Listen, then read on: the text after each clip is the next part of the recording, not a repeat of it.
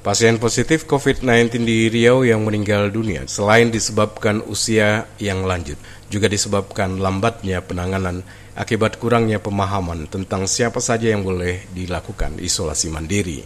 Juru bicara Satgas Penanganan COVID-19 Riau, Dr. Indra Yopi mengatakan, pasien COVID-19 yang masih berusia muda dan akhirnya meninggal dunia rata-rata diakibatkan terlambatnya penanganan.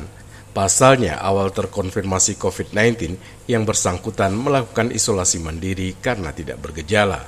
Karena itu, lanjut Dr. Yopi, masyarakat harus mengenali gejala COVID-19 yang tidak lagi bisa menjalani isolasi mandiri di rumah.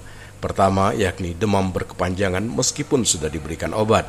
Kemudian batuk yang terus-menerus meskipun sudah minum obat. Gejala selanjutnya yang membuat pasien COVID-19 tidak bisa diisolasi mandiri di rumah yakni sesak napas yang ditandai dengan dada terasa berat saat menarik dan melepaskan nafas. Rata-rata yang pasien yang meninggal datang ke kita yang dilaporkan rumah sakit ya, yang dilaporkan rumah sakit itu kondisi datangnya itu bukan awal COVID, jadi sudah terdeteksi COVID, kemudian dia melakukan isolasi mandiri, beberapa hari di rumah, kondisi memburuk, baru datang ke rumah sakit itu memang agak susah untuk dibantu. Ini makanya kami juga, terima kasih pertanyaannya, ini kami sampaikan kepada masyarakat.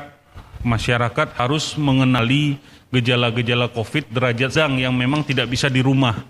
Gejala sedang itu nomor 1, demam berkepanjangan. Walaupun sudah dikasih obat turun demam, demamnya turun sebentar terus naik lagi.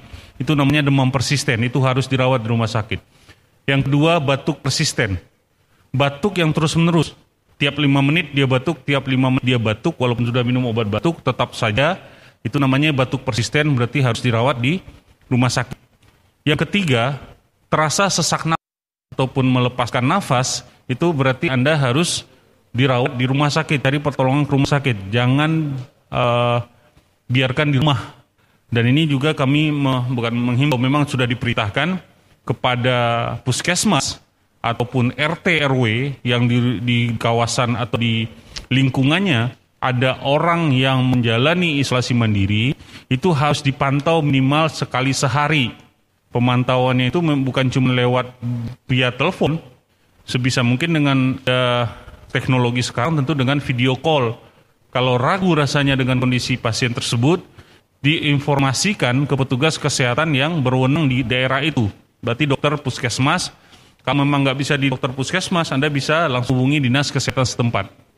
Dan kita tahu beberapa hari terakhir, dari total pasien yang meninggal itu 4-5 orang yang meninggal di dalam menjalani isolasi mandiri. Dia nggak sempat ke rumah sakit, meninggalnya di rumah itu nggak boleh semestinya. Prima Ermat, Tim Liputan Barabas melaporkan.